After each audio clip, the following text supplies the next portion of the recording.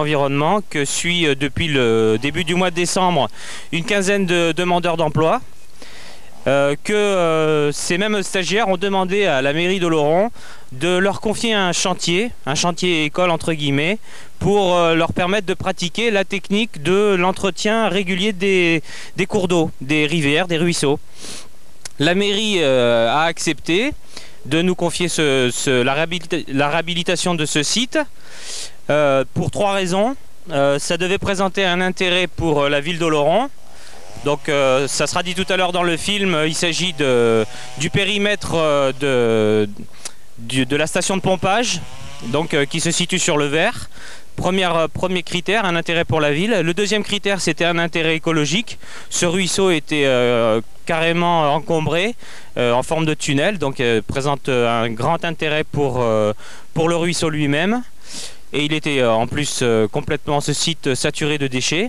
Et puis le troisième intérêt, c'est donc un intérêt pédagogique pour les stagiaires eux-mêmes, parce qu'il est bien connu que c'est en forgeant qu'on devient forgeron, et que c'est donc en pratiquant qu'ils retiendront le mieux les techniques appropriées pour éventuellement s'installer un jour comme technicien rivière.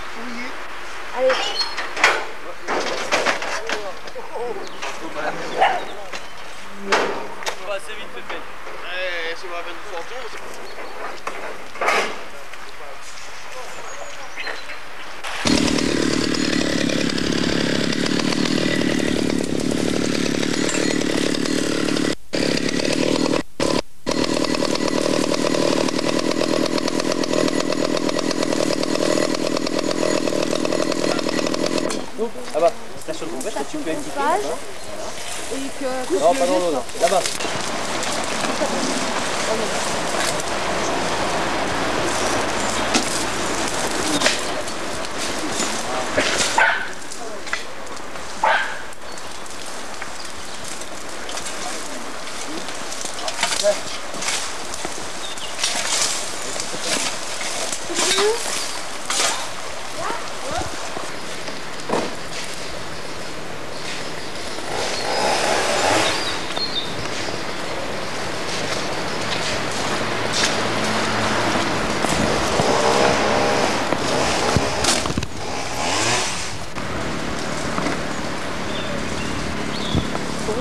En train de nettoyer cette rivière qui s'appelle le Bélandre.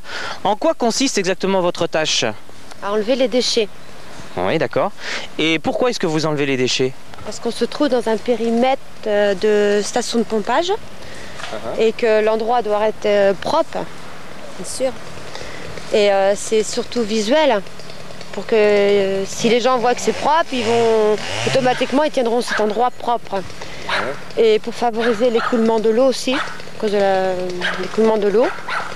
Éviter les pollutions. Voilà, hein, tout à fait. Parce qu'il y a du fer, il y a du plastique. Oui, on va tout trier après, on va sélectionner le papier, les verres, Je voudrais quand même le dire métal. une chose, moi, c'est que parmi tous les déchets qu'on a trouvés, là, moi j'étais un petit peu effarée de cette liste de déchets, mais incroyable quoi. J'aurais jamais imaginé trouver des poches de médicaments, des flashs d'appareils photo, des frigidaire, j'ai vu, un frigidaire, des vélos, un lave-vaisselle, des vélos, de chaises longues, de mobylettes, etc. C'est dingue quoi. Incroyable. Je pensais pas trouver de tels déchets sur ici quoi. Voilà. Et en trouver autant sur un si petit périmètre. Aussi. Voilà.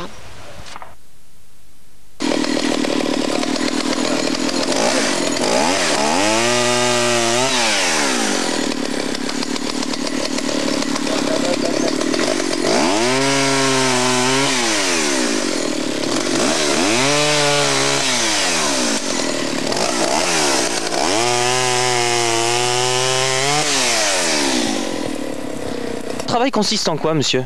Eh bien, d'essayer de faire un équilibre entre l'ombre et la lumière, c'est-à-dire que j'essaie d'enlever tous les arbres qui peuvent gêner au passage de la lumière, tous les arbres qui sont morts, et c'est pour avoir un équilibre 50-50 au niveau du ruisseau. Et qu'est-ce que je fais? Oui, bon, mais je ramasse tous les arbres qui sont déjà morts par terre, qu'on met en tas et qu'on va brûler ou qu'on nous enlèvera. Et pourquoi est-ce qu'il faut qu'il y ait 50% d'ombre et 50% de lumière sur une rivière? Parce que s'il y a trop d'ombre, les rayons solaires n'arrivent pas et par l'effet de photosynthèse, il n'y a pas de recharge d'oxygène, de vie dans une rivière ou dans un petit ruisseau. Et s'il y a trop de soleil, il y a une prolifération d'algues et qui est très mauvais pour l'environnement, pour les êtres vivants d'un ruisseau ou d'une rivière. Très bien, merci. Est-ce que vous enlevez aussi les bois morts qui sont dans le lit de la rivière? Oui, on les enlève. Pourquoi? Parce que ce sont des éléments qui perturbent un peu la vie d'un ruisseau. Il y a une attaque de l'oxygène sur les bois. C'est de l'oxygène qui est utilisé pour attaquer, pour détruire ces bois morts. Et c'est les poissons, les êtres vivants qui en ont moins. Alors, dans ces cas, on les enlève. Comme ça, l'eau est beaucoup plus riche en oxygène. Et on retrouve une eau beaucoup plus limpide, beaucoup plus claire. Et voilà. Et parfois ces bois morts forment une accumulation qui empêche le bon... Un peu plus en amont, c'était des racines qui s'étaient plantées dans le lit du ruisseau, ce qui empêchait l'écoulement naturel de certaines branches qui tombaient. Et alors on trouve des petites digues qui sont faites naturellement et où ça déborde et on essaie d'éviter ça. En nettoyant toutes les berges, on permet un bon écoulement de l'eau et une vie meilleure dans le ruisseau. Merci.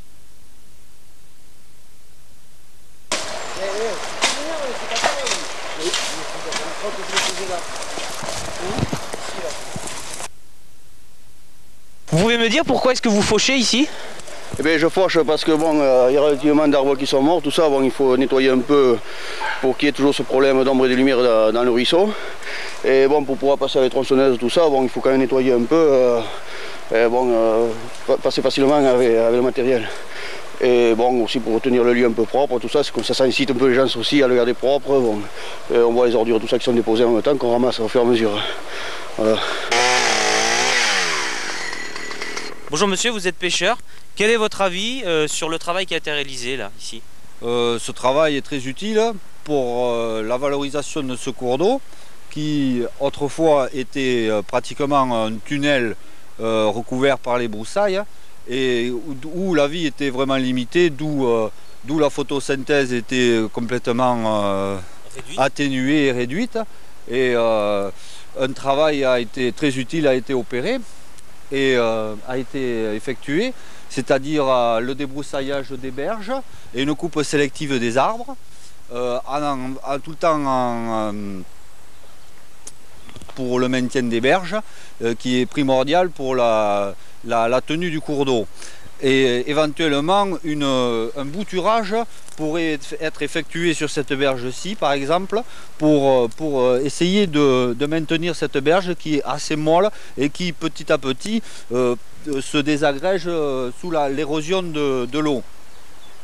Donc, de ce côté, les arbres sont un peu absents, c'est dommage, un bouturage serait envisageable. Et avec quelles espèces? Un bouturage, c'est une plantation, c'est ça, hein? Oui, un bouturage d'espèces de saule ou d'aulne, c'est-à-dire ce sont des arbres parfaitement adaptés aux berges, qui ont une forte implantation racinaire et qui s'adaptent bien au milieu assez humide. Et des arbres ont été conservés de l'autre côté, d'où le maintien de la berge plus important. Et l'accès est beaucoup plus pratique aussi pour le pêcheur, quoi. Ouais. Au niveau du débroussaillage, qu'est-ce que vous pouvez dire? Est-ce que ça n'a pas trop été débroussaillé justement? Non, ça a été calculé à l'avance parce que nous sommes dans le périmètre d'une station de pompage d'eau potable de la ville d'Oloron, d'où un débroussaillage un peu excessif a été pratiqué. Mais il est préférable dans d'autres situations, c'est-à-dire dans un contexte naturel normal, de laisser un peu plus de broussailles, d'où pas mal d'espèces se trouvent abri dans ces broussailles. C'est uniquement parce que j'ai entendu dire que le fait de débroussailler de manière très très forte, ça favorisait encore plus la repousse. Est-ce que c'est vrai? Oui, bien sûr, tout débroussaillage engendre un suivi un suivi, donc il faut suivre. Cette zone a été nettoyée, mais sera complètement envahie par les broussailles s'il n'y a pas un débroussaillage à peu près... Un entretien quoi. Un entretien qui n'est pas pratiqué dessus. Et ici ça va être entretenu alors? Je le pense que oui, nous avons la promesse du service technique de la ville d'Oloron qui va entretenir ce site, d'où la valorisation de l'endroit et toujours par rapport à la station de pompage. Bon, mais voilà un deuxième chantier qui a été réalisé aussi par les stagiaires. Il s'agit d'une passe à poissons pour poissons migrateurs, c'est-à-dire pour faciliter le passage du saumon, parce qu'un barrage artificiel a été construit à cet endroit-là, vu que c'est la prise d'eau.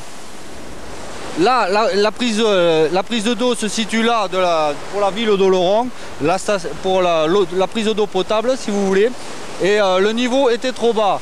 Et comme la rivière a tendance à s'élargir par l'érosion des berges, un empierrement a été fait sur les côtés et un barrage ici a été fait pour que le niveau soit plus élevé.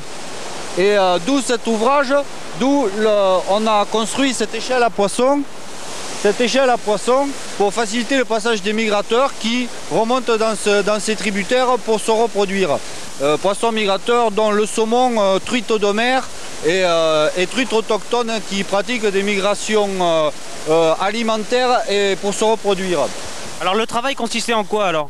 Le travail a consisté à l'évacuation des bois morts qui avaient complètement bouché la passe à poissons et qui a empêché son fonctionnement et contribue à une grosse prise à l'eau et fragilise la passe à poissons.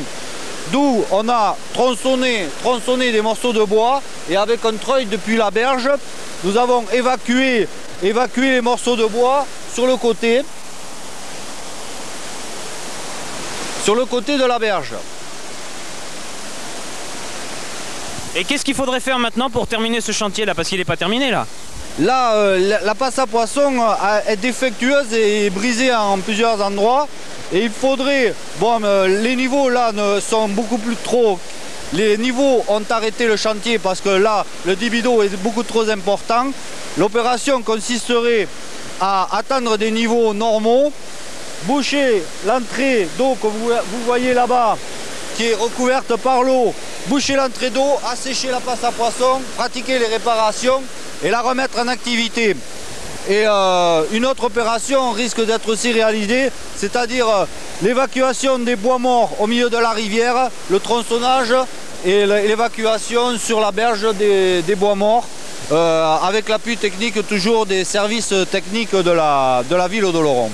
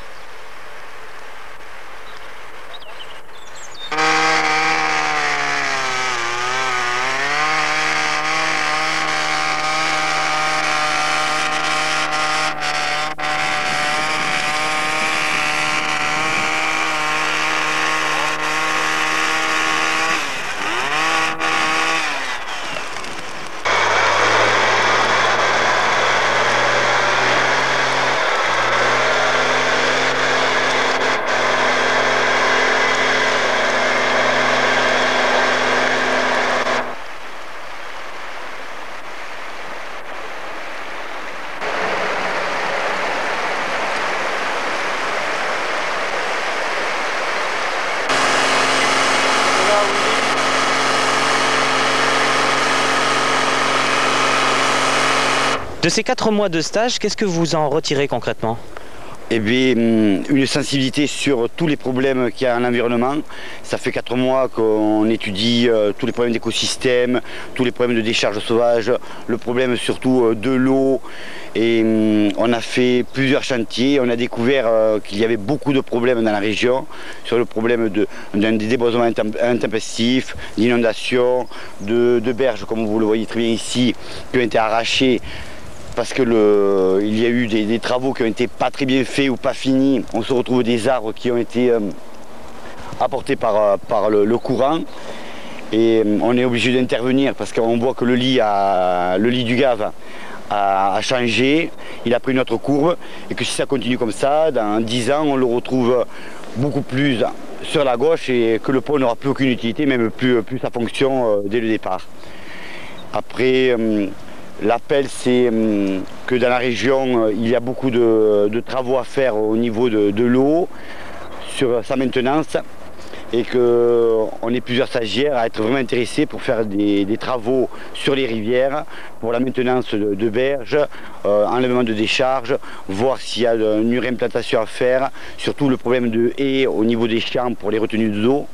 Et ça serait peut-être faire un bon appel pour des futurs demandeurs d'emploi ou des personnes qui cherchent des chantiers à faire, et on est prêt à étudier toutes propositions et toutes conditions. Voilà.